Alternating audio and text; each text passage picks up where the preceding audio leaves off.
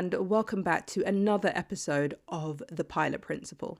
This is the podcast where we take a look at just the first episode of a series, the pilot, and then use it to decide if we should watch the entire series, or at least the second episode.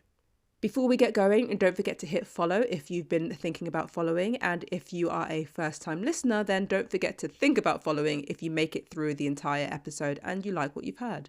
Rightio, on this episode of The Pilot Principle, we shall be peeling back the pilot of Netflix's new dark, gritty drama series, A Man in Full. And before I read you the series synopsis, I just want to say that I don't like the title. It's so forgettable. A Man in Full. A Man in Full what? Is that supposed to be a sentence? Is that supposed to be the start of a sentence? If it is, where's the ellipses? It's just so forgettable. I literally keep on having to double check what the name of this series is called. So yeah, not a fan. Doesn't quite roll off the tongue. Anyway, this is the series synopsis for A Man in Full.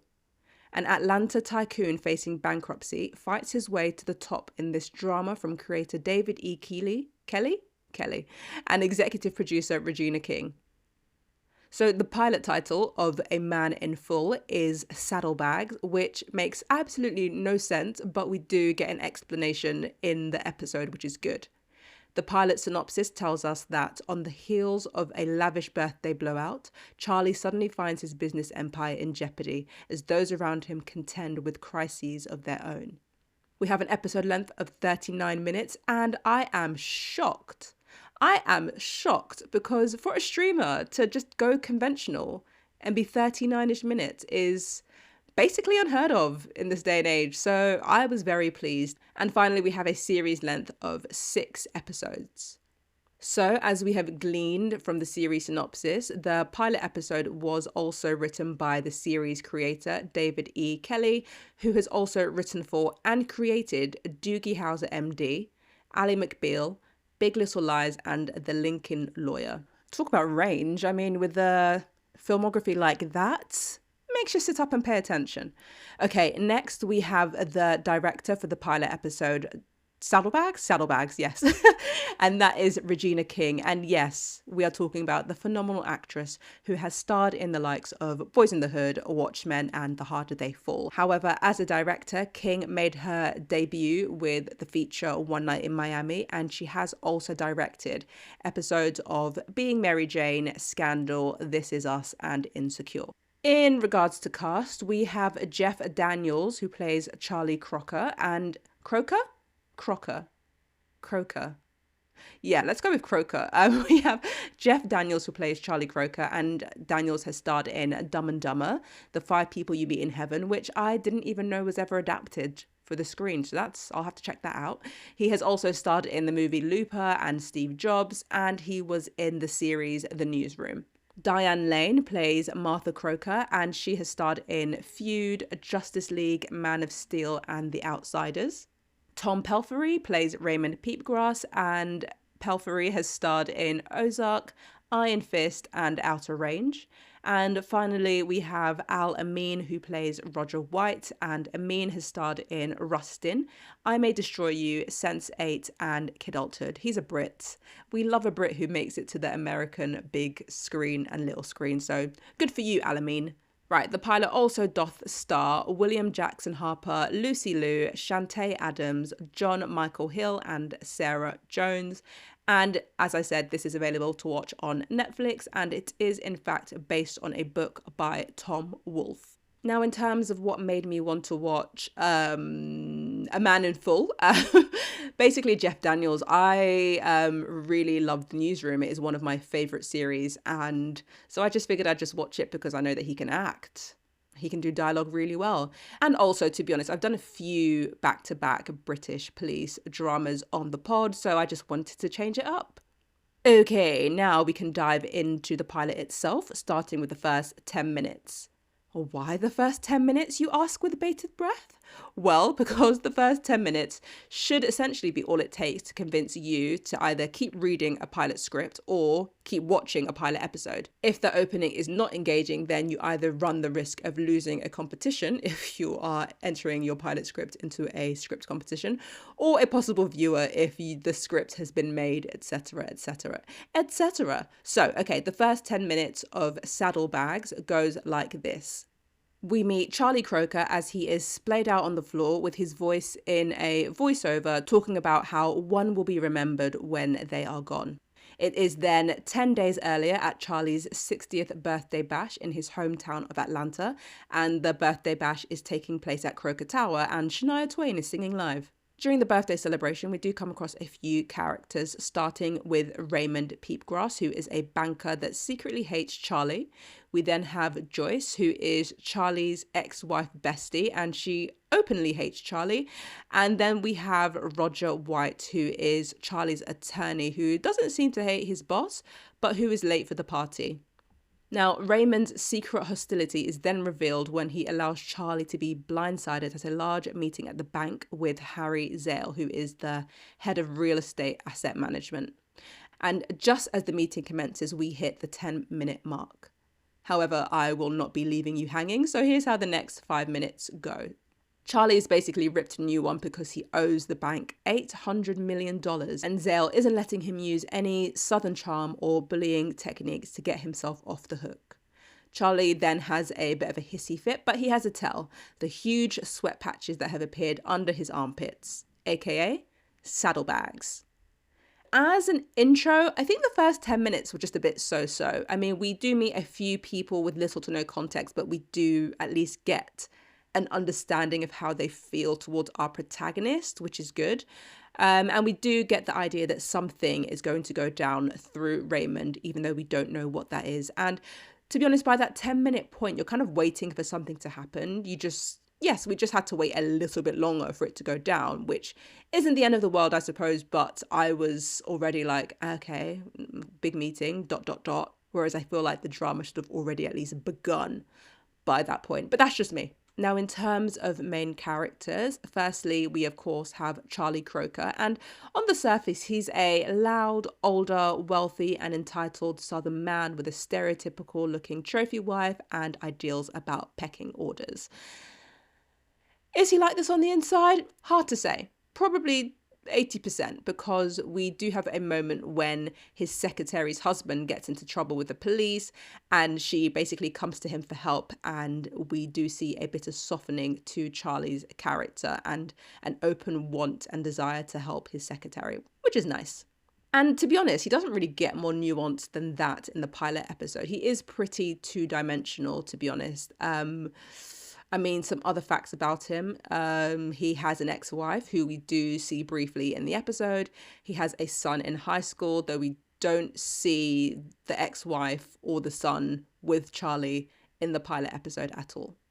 Now, I wouldn't say that Charlie was a stupid man, but I'm just also waiting to see if he's smart, because in the pilot episode, all he really does is shout and throw his weight around. So, like, mate, do you have anything to back it up, or are you just all talk? I definitely want to say, though, that I think his current wife is very smart, even though she's, like, you know, giving off trophy wife vibes. I think that's all an act, but what do I know? It could just be stereotypical characterizations. Now, in terms of other characters, we only really get to know and see a bit more of Raymond Peepgrass than anyone else. And he's kind of like a deranged Clark Kent. I mean, he is a man who has basically had it up to here. For reference, I am holding up my hand way above my head. He's basically had it up to here of being pushed around. And what else is there to say? Oh, he's being sued for about $700,000 by, I want to say, a Swedish woman, though I can't work out if it's for sexual assault or if it's because they were married. Not quite sure. But his lawyer is pressuring him to settle, and he is basically like, no, I'm not doing that. I've had it up to here with these people trying to take me for everything I've got. I don't even have $700,000. And what else with Raymond? Oh, he basically enjoys watching Charlie get ripped apart at this big board meeting at the bank. And then when his neighbor's making loads of noise, he sort of bangs on the wall and tells them to like shut up. And then his neighbor's like, you shut up, come on, let's fight, even though his neighbor the other day was making all the noise in the world. So then when there's a knock at the door and then Raymond is thinking it's his neighbor, he picks up a knife, and it's not his neighbor at the door, but like he picks up a knife. I'm not gonna lie, I'm a bit scared of him. He's a bit of a wild card. He's a loose cannon and other Western phrases. Yeah, I mean, there is no antagonist in the pilot episode that I can see. But if I did have to put someone down in that category, I would 100% not hesitate to put Raymond Peepgrass in that spot.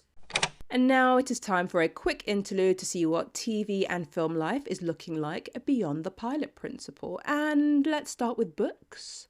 A very quick pivot to books because I'm still reading The Body in the Library by Agatha Christie. And I'm not going to lie to you, I'm not going to lie to myself. I will probably be still reading this book in about 2 weeks' time, unfortunately, because I just have a lot going on, and sometimes one thing has to be left by the wayside for you to prioritize another thing. And one of the things that I am prioritizing this month is over in the film category because a movie a day in the month of May has finally begun. So today is May 3rd. So far I've only watched They Clone Tyrone and Belfast, and I'm not quite sure what I'm going to watch tonight. But if you don't know what a movie a day in the month of May is, it's basically this annual month-long movie watching thing that I started, God, who knows how long ago now. And it's just a really good way, I think, to clear your watch lists, because you just see things, you add to watch later, and then before you know it, you've just got a pile of movies that you just never really end up getting to watch. So it's a good way to force you to either watch or delete some of those things you've got on your TBW list. The goal is to watch 31 movies in May. If you can watch a movie a day, great. If you can't, that's fine. I sometimes double or triple up on the weekend because I know that there's a day where I'm not going to be able to watch anything. So yeah, if anyone's listening to this and thinking about taking part, it's not too late to start. Crack through those watch lists. I believe in you. Okay, lastly, in TV land, I am in fact watching Full Swing Series 2. I also officially gave up on watching This Town over on BBC One after watching episode 2. And I need to keep going with Red Eye and The Red King. But again, this is a very movie-focused month. So aside from the pilots that I will be trying to keep up with for this podcast, I might not get much watched. If you want to keep up with what I'm watching for a movie a day in the month of May, as well as in general, then follow me over on Instagram and Twitter/X at Pilot Principle, where we can chat about the latest in film and TV and books. In terms of what I liked about the pilot episode of A Man in Full, well, actually, there was one moment that I thought was hilarious. So it's basically the tail end of Charlie being absolutely spanked and being put on a timeout by the bank. And the guy, Harry Zale, I want to say, asks him to leave the room because they're going to have a lender's cactus. And then Charlie goes, do you mean caucus? And then Zale goes, no, I mean cactus, with all the pricks outside. When I tell you, like, I know my jaw drops a lot, but it's the absolute bars for me. He really insulted you, sir. He came and he took everything you had in that moment, and there was nothing you could do about it. It was the perfect ending to that scene, I think. It was so bad. So that was definitely my favourite moment from the pilot episode. And on the flippity flip side, in terms of what I didn't like so much, well, do you know what? I could see the puzzle pieces of the pilot episode. I could see them, but I couldn't see the picture on the box. And by that, I mean that there were about 4 or 5 different stories / character setups going on. And I couldn't quite tell if the stories were supposed to eventually feed into one another or not. And I don't know, from the pilot, it all felt very separate. And I was sort of waiting for 1 or 2 things to click together or come together, or at least start hinting that there was going to be click-clacking together at some point. But yeah, it all just felt very, very separate. So every time they went to a different scene with a different character, I'd completely forget about the other scene or characters that we had just been looking at. Now, before I get to that all-important question, let's have a bit of a reminder of things, starting with the pilot synopsis, which tells us that on the heels of a lavish birthday blowout, Charlie suddenly finds his business empire in jeopardy as those around him contend with crises of their own. Okay, after rereading that, I guess maybe that does answer my question, that some of the storylines are all going to be separate, possibly. I thought the writing was okay, nothing exciting. I think the setting could have been done better. It was all about Atlanta. Charlie helped build Atlanta. He's this Atlanta business tycoon, and I feel like I didn't really get to see Atlanta, yeah, as a setting, especially as it's so prevalent to the story. Didn't really get to see it or understand what the vibe of the city was. We did get to see a bit of Morehouse College, which was also mentioned within the pilot, so that was good. But yeah, I just needed something more like that, because otherwise, to me, as a person who isn't from the States and has only gone to a couple of major cities, it just looked like any other flyover state skyline. No disrespect. Now, in terms of pace, I think it was fine. I'd only say that it dragged because I did a time check at some point and still had like 10 minutes to go. So that's not a really good sign for a 40-minute program if you're already getting a bit antsy, especially in this day and age where shows are about 60 minutes and they are managing to keep people hooked for that length of time. Now, speaking of an end of episode hook, I will tell you right now that the end of episode hook was completely forgettable to me. I watched this episode yesterday night, and when I tell you that I could not remember for the life of me how it ended in the morning, I was sat there for ages being like, no, come on, you can do this, Jen. How did it end? How did it end? I got nowhere, and then I had to record this, so I just had to go back to Netflix and double check. And so this is how it ended, and it's actually supposed to be quite memorable. So basically, Charlie turns up at Raymond's crappy flat to bully him into going back to the board and convincing them to change their mind about the money he owes to the bank. Now, Raymond is rightfully angry at Charlie, who basically has the audacity to come to his home and basically call him a suckerfish and all other kind of names or whatever. So, yeah, Raymond kicks him out, and after Charlie leaves, Raymond stares at a knife. And I was like, okay, is that foreshadowing? Are you about to go after him? Like, what? Okay. And this is another reason probably why I think that Raymond might end up being the antagonist. But why are you staring at a knife? What does that mean? But that's the end of episode hook, which, like I said, I completely forgot. In terms of the serial arc, I'm wondering, will Charlie Croker, I can't remember what I decided, will he have to pay the bank or will he manage to wriggle out of it? And part of me thinks that it depends on what the purpose of the show is. Like, if this is just a regular drama, then as our central protagonist, who we've seen has a glimmer of nicety to them when he helped out his receptionist, then part of me thinks that he'll bounce back. However, if this show, the name that I can't remember, is supposed to be a pastiche on Society, then maybe Crocker will end up getting what he deserves, whatever that may be.